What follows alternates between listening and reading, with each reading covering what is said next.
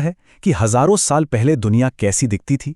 आज के इस एक्सप्लेनर में हम इतिहास को एक शानदार जासूसी कहानी की तरह देखने वाले हैं।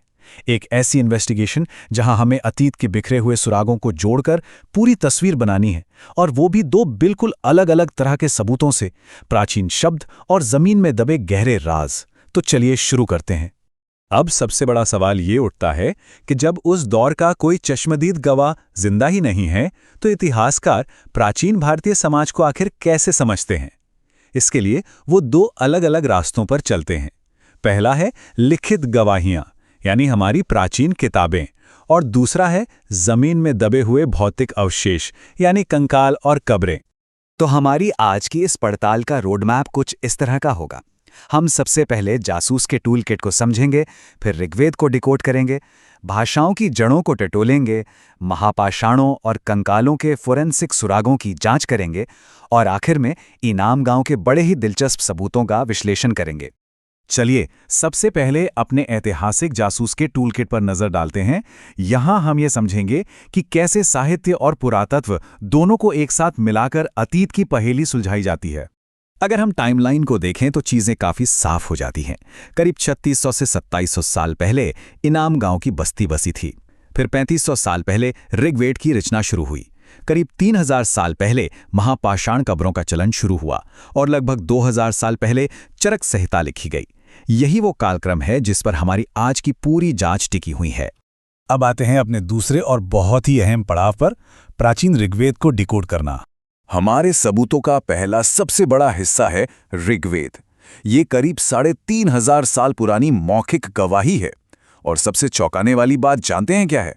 ऋग्वेद में 1000 से भी ज्यादा प्रार्थनाएं या सूक्त हैं, लेकिन उन्हें सदियों तक लिखा ही नहीं गया था। जी हां, इसे श्रुति के जरिए आगे बढ़ाया गया, मतलब सुनकर और एकदम सटीक तरीके से याद करके पीढ़ी दर पीढ़ी इसे महज बोलकर सुरक्षित रखा गया। जब हम इस प्राचीन पाठ की गहराई में जाते हैं तो समाज का एक बिल्कुल अलग ही ढांचा सामने आता है। उस समय दो मुख्य वर्ग थे, पुरोहित और राजा। पुरोहित वो थे जो पवित्र अनुष्ठान और यज्ञ करते थे।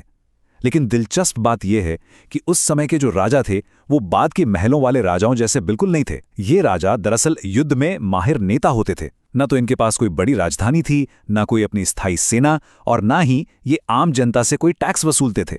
अब जरा एक अलग दिशा में मुड़ते हैं, बात करते हैं अलग अलग भाषा परिवारों की। आपको जानकर हैरानी होगी कि इन प्राचीन ग्रंथों में जो भाषाई सुराग छिपे हैं वो आज हमारे यहाँ बोली जाने वाली भाषाओं से सीधे जुड़ते हैं। ये बिल्कुल एक जेनेटिक फिंगरप्रिंट की तरह काम करते हैं। भाषाओं को इन 4 प्रमुख परिवारों में बांटकर हम इंसानों के इतिहास और उनके सफर को ट्रैक कर सकते हैं। इंडो यूरोपियन परिवार को ही देख लीजिए। संस्कृत का मातृ, हिंदी का माँ और अंग्रेजी का मदर, ये सब एक ही जड़ से निकले हैं। इसके अलावा तिब्बती बर्मन, द्रविडियन और ऑस्ट्रो एशियाटिक भाषा परिवार भी हमारे भारत की गहरी भाषाई जड़ों के बेहद अहम सबूत हैं। खैर, शब्दों की दुनिया से निकलकर अब हम जमीन के नीचे दबे भौतिक सुरागों की तरफ चलते हैं।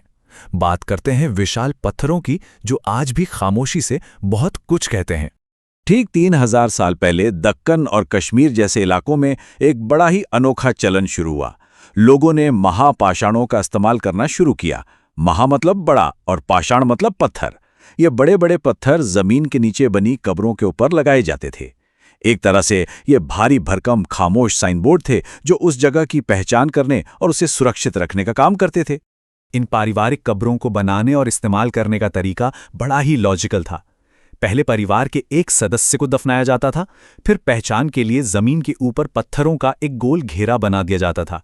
और सबसे कमाल की बात यह है कि अगर बाद में उसी परिवार के किसी और सदस्य की मृत्यु होती तो उसे एक खास सुराख के रास्ते, जिसे पोर्ट होल कहते थे, उसी कब्र में ले जाया जाता था। मतलब बार बार नई कब्र खोदने का झंझट ही खत्म।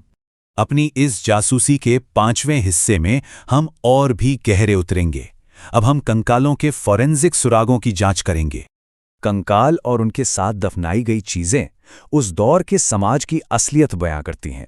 ये एक परफेक्ट फॉरेंसिक लेंजर की तरह है। इससे हमें साफ पता चलता है कि उस वक्त भी अमीरी गरीबी का कितना बड़ा फर्क था। उदाहरण के लिए, ब्रह्मगिरी की एक कब्र में 33 सोने के मनके और शंख मिले हैं। ये पक्का किसी बहुत अमीर आदमी या कबीले के मुखिया की कब्र रही होगी। वहीं कुछ आम कब्रों में सिर्फ मिट्टी के कुछ बर्तन मिले हैं। यानी मौत के बाद भी रुतबे का पूरा ध्यान रखा जाता था। यहाँ इतिहास का एक बहुत ही मज़ेदार और चौंकाने वाला फैक्ट है। नंबर 360। करीब 2000 साल पहले मशहूर चिकित्सक चरक ने चरक संहिता में लिखा था कि इंसान के शरीर में 360 हड्डियां होती हैं। अब आप सोचेंगे कि आज की साइंस तो 206 हड्डियां बताती है, तो 360 कैसे? दरअसल उन्होंने दांतों, जोड़ों और कार्टिलेज को भी हड्डियों में गिन लिया था। है ना कमाल का नजरिया। अब एक और पहेली, कंकाल को देखकर कैसे पता चलेगा कि वो किसी महिला का है या पुरुष का? अगर आप गहनों से अंदाजा लगा रहे हैं तो रुक जाइए। उस जमाने में आदमी और औरतें दोनों ही जमकर गहने पहनते थे, तो गहने कोई भरोसेमंद सुराग नहीं है। असली फॉरेंसिक पहचान पेल्विक बोन यानी कूल्हे की हड्डी से होती है। महिलाओं का कंकाल आमतौर पर बच्चे के जन्म के लिए कुदरती तौर पर ज्यादा चौड़ा होता है। बस यही सबसे पक्का सबूत है। और अब हम आ गए हैं अपनी आज की पड़ताल के आखिरी हिस्से पर। चलिए इनाम गांव के सबूतों पर जूम इन करते हैं। अंतिम सबूत के तौर पर हम एक बहुत ही खास पुरातात्विक क्राइम सीन देखने वाले हैं। इनाम गांव की बस्ती में एक बहुत ही अजीबोगरीब कब्र मिली है। एक आदमी को 4 पैरों वाले मिट्टी के बक्से में दफनाया गया है, और वो भी एक 5 कमरों वाले घर के आंगन के ठीक बीचों बीच। ये घर उस पूरी बस्ती का सबसे बड़ा घर था, और ये कब्र अनाज के गोदाम के ठीक बगल में थी। शव के पैर भी जानबूझकर मोड़े गए थे। ये सब इशारे साफ बताते हैं कि ये किसी बहुत बड़े और धनी सरदार की ही कब्र रही होगी। और इनाम गांव के लोगों के खाने पीने के जो फोरेंसिक सबूत मिले हैं, वो तो और भी हैरान करते हैं। उनके मेनू में वैरायटी की कोई कमी नहीं थी।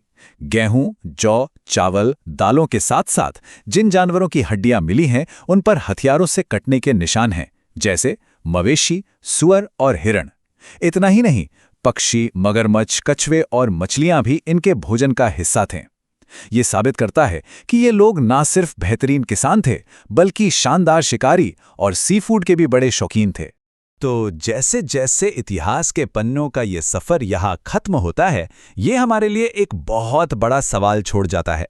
आज हम जो कुछ भी पीछे छोड़ रहे हैं, हमारे फ़ोन, हमारा डिजिटल डेटा या कंक्रीट की ये गगनचुंबी इमारतें, आधुनिक युग के ये महापाषाण भविष्य के उन ऐतिहासिक जासूसों को हमारे बारे में आखिर क्या बताएंगे?